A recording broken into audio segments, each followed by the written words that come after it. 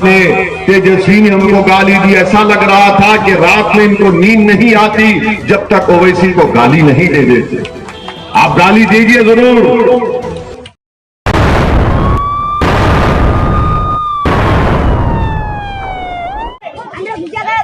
मंच पर बैठे हुए पुल निर्माण संघर्ष समिति के तमाम जिम्मेदारान, मोहतरम जनाब अख्तरुल ईमान साहब, रुकन असम्बली वो बिहार के मजलिस इत्तेहादुल मुस्लिमीन के सदर, मोहतरम जनाब आदिल हसन साहब, यूथ मजलिस इत्तेहादुल मुस्लिमीन बिहार के सदर, मेरे तमाम मजलिस के साथी, रुफ़का, कायदीन, मोअज़्ज़िज़ हाज़रीन इकराम, बुजुर्गान मिल्लत, अभी आपने जनाब अख्तरुल ईमान और पुल निर्माण संघर्ष समिति के जिम्मेदारों से तफसीली बातचीत सुनी। मैं दोबारा इस बात को दोहराता हूं कि मजलिस पार्टी पुल निर्माण संघर्ष समिति का जो सबसे बड़ा डिमांड है, उनका मुतालिबा है कि महानंदा पर और डोब पर एक पुल को तामीर किया जाए। मैं इसकी तायीद करता हूं और इसीलिए आज हम खुद यहां पर आए इस बात को देखने के लिए।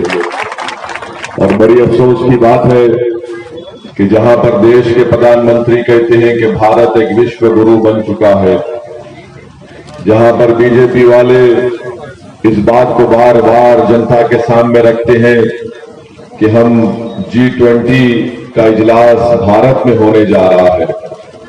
हम ये पूछना चाह रहे हैं कि सब अगर सच है तो फिर आखिर 2023 में यहां की जनता को अपना एक जनाजा ले जाने के लिए कश्ती में क्यों ले जाना पड़ता है? गरीब आवाम को आखिर क्या वजह है कि आज भी यहां पर बैठकर लोग कश्ती में बैठकर दूसरी जानिब जाते हैं? आखिर क्यों ब्रिज और पुल तामीर नहीं किया जाता? और तामीर नहीं करने की वजह से जो 15 किलोमीटर का फासला है, गरीब आवाम को 70 किलोमीटर का फासला तय करके किशनगंज जाना पड़ता है। और सही कहा मोहतरम अख्तरुल ईमान साहब ने कि इतना लंबा सफर तय करते करते नहीं मालूम कितने लोगों को तकलीफ पहुंची होगी, नहीं मालूम कितने लोगों को अस्पताल नहीं ले जाने से उनकी बीमारी में इजाफा हो गया होगा, या फिर वो मौत की आगोश में पहुंच चुके होंगे। ये जुल्म है। और जब हम ये देखते हैं और पढ़ते हैं कि नालंदा जिले में नीतीश कुमार ने वहां पर महलात को तामीर कर दिया और सीमांचल की सरजमीन पर जो बुनियादी जरूरत की चीजें हैं वो उसको मुहैया करने में नाकाम साबित हो गए। जब हम ये पढ़ते हैं कि राजगीर में नीतीश कुमार ने कांच का पुल तामीर किया, यहां पर सीमांचल की सरजमीन पर 8-8, 9-9 साल से पुल की तामीर रुकी हुई है, या फिर पुल को तामीर नहीं किया जाता। ये कौन सा इंसाफ है कि बिहार के एक हिस्से में तमाम विकास का काम होता है और सीमांचल को हमेशा उससे नाइंसाफी कर दी गई। मैं सीमांचल की जनता को एक पैगाम देना चाहता हूं कि आपके पास विकास इसलिए नहीं हुआ, आपको दबाया और कुचला इसलिए जा रहा है, ये मत समझिए कि मुकद्दर का फैसला है, बल्कि एक मंसूबाबंद साजिश के तौर पर हर वो सियासी लीडर, हर वो राजनेता, हर वो पॉलिटिकल पार्टी जिसको आपने साथ दिया, उन्होंने आपको पिछड़ा और पिछड़ा रख दिया। बरसों से यहां पर नीतीश कुमार मुख्यमंत्री हैं, बीजेपी उनके साथ थी, नरेंद्र मोदी की डबल इंजन, उन्होंने कहा था डबल इंजन उनके साथ था। ये कैसा डबल इंजन है जो एक पुल को तामीर नहीं कर सकता? फिर उसके बाद नीतीश कुमार ने मोदी जी को तलाक तलाक कह दिया और तेजस्वी के पास जाकर कहा कि आओ निकाह कर लेते हैं। उनसे निकाह कर लिया तो नीतीश कुमार ने विधानसभा में खड़े होकर कहा था कि हम मट्ठी में चले जाएंगे मगर मोदी के करीब नहीं जाएंगे। उनको मट्ठी पसंद नहीं आई मोदी के गोद में बैठकर फिर से चाय पीना शुरू कर दी और तेजस्वी को कहा तलाक तलाक तलाक। अब मोदी से नाराज हुए तो फिर इधर चले गए। माने नीतीश कुमार अपनी मर्जी के मुताबिक, अपने मंशे के मुताबिक और अपने जाती मफादात के लिए, अपनी जाती लालच के लिए कुछ भी कर सकते हैं। और सीमांचल को आप देख रहे हैं कि सीमांचल एक फुटबॉल बना हुआ है, एक फुटबॉल बना हुआ है। और जो सीमांचल के नेता हैं जिनको आप वोट डालकर विधायक बनाते हैं, सांसद बनाते हैं, जब वो पटना और दिल्ली पहुंचते हैं तो ऐसा लग जाता है कि उनकी जबानों को लकवा हो जाता है, गूंगे हो जाते हैं, अंधे हो जाते हैं। जब चुनाव का मामला आता है तो सीमांचल की तकलीफ याद आती है, और जब चुनाव जीत जाते हैं तो पटना जाकर सीमांचल को भूल जाते हैं। मैं सीमांचल की जनता को ये पैगाम देने आया हूं कि कम से कम अब की बार आप ऐसे लोगों को अपना विधायक बनाइए, एमएलए बनाइए, सांसद बनाइए, जब वो पटना और दिल्ली पहुंचेंगे तब भी वो आपकी तकलीफ को अपने सीने में महसूस करके अपनी जबानों से आपके इंसाफ की लड़ाई को जारी रखेंगे। ये आपकी जिम्मेदारी है। और याद रखिए कि सिर्फ पुल निर्माण संघर्ष समिति के लोग अगर आकर हमको बता देंगे, हम उनके साथ आज घुटने बराबर पानी में चलकर आए, इससे मसला हल नहीं होगा। मसला उस वक्त होगा जब सीमांचल की जनता मुत्तहदा तौर पर अपने हर सियासी राजनेता से कहेगी कि वोट उसको मिलेगा जो सीमांचल से इंसाफ करेगा, तभी आपसे इंसाफ होगा। वरना याद रखिए, आप सिर्फ थाली मारते रहेंगे, वोट डालते रहेंगे, एक नस्ल, दो नस्ल, तीन नस्ल, बरसों गुजर चुके हैं मगर सीमांचल से इंसाफ नहीं हो रहा है। मेरे अजीज दोस्तों और बुजुर्गों, आपसे हम गुजारिश कर रहे हैं कि आप संजीदगी के साथ इन हमारी बातों पर गौर करिए। हम सियासत नहीं करने आए हैं। हमने जब बिहार में मजलिस इत्तेहादुल मुस्लिमीन की शुरुआत की 2015 अगस्त में किशनगंज के उस मैदान में हमने जनसभा की थी।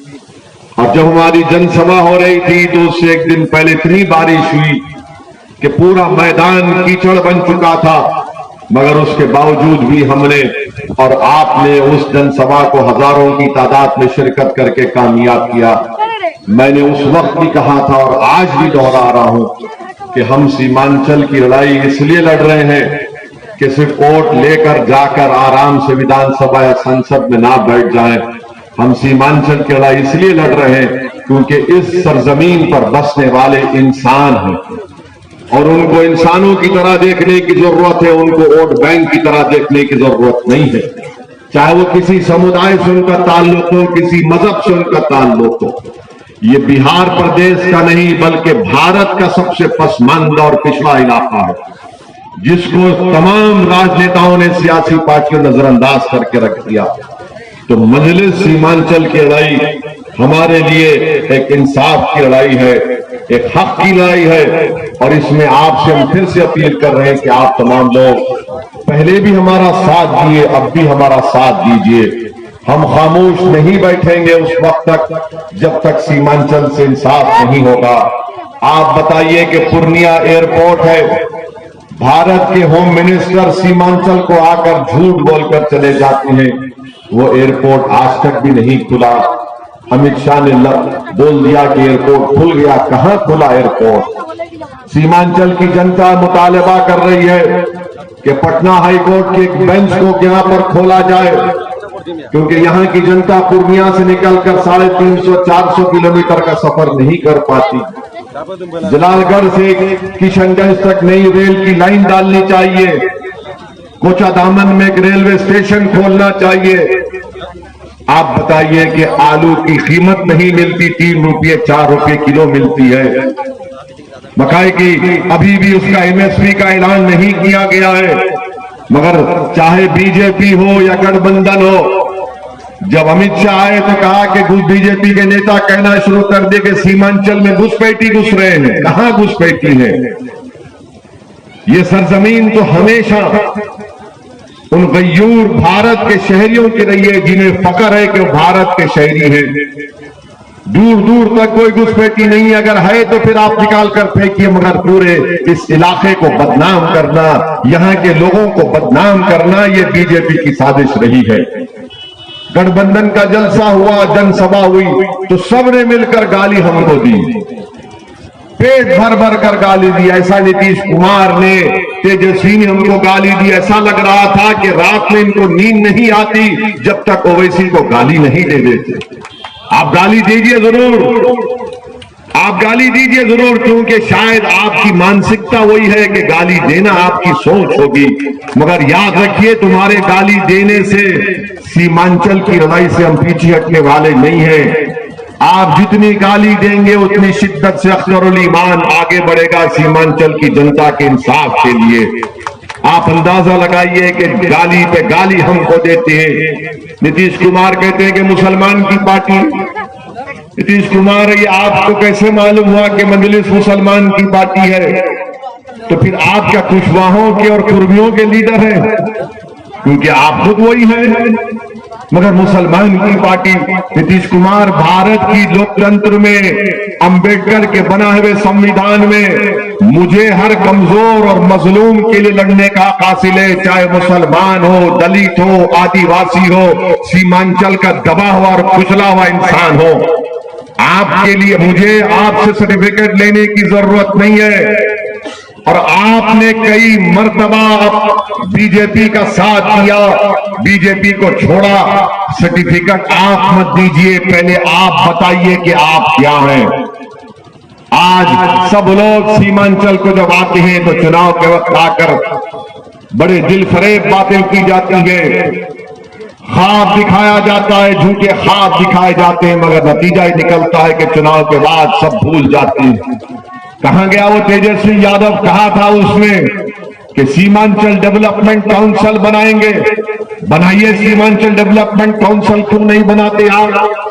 हमने भारत की पार्लियामेंट, लोकसभा में, भारत की सबसे बड़ी पंचायत में हमने प्राइवेट मेंबर बिल बनाकर डाला कि आर्टिकल 341, आर्टिकल 371 के तहत हमने इस बात का बिल डाला कि सीमांचल में डेवलपमेंट काउंसिल बनाया जाए, क्योंकि यहां के राजनेता बैठकर तय करेंगे कि यहां का पैसा कहां पर खर्चा किया जाएगा। मगर आप उस पर वादा तो कर दिए, चुनाव में हमको गाली देकर वोट तो ले लिए, मगर आज सीमांचल आपको याद नहीं आता। और फिर अब हम मीडिया के लोग हमसे पूछते हैं कि नीतीश कुमार प्रधानमंत्री बनना चाहते हैं, इस पर आपकी क्या राय है? हम मीडिया के लोगों को ही बता चुके हैं, आपको ही बता रहे हैं। हम भारत के मौजूदा प्रधानमंत्री को बता रहे हैं, वो प्रधानमंत्री जिससे ज्यादा दिल्ली के बादशाह सलामत बनकर बैठी हैं अभी। हम उनको भी बता रहे हैं कि दिल्ली का रास्ता पटना से नहीं जाता, सीमांचल से जाएगा इंशाअल्लाह। आपकी बात, जो सीमांचल से इंसाफ करेगा वो ही दिल्ली तक पहुंचेगा, राज करेगा।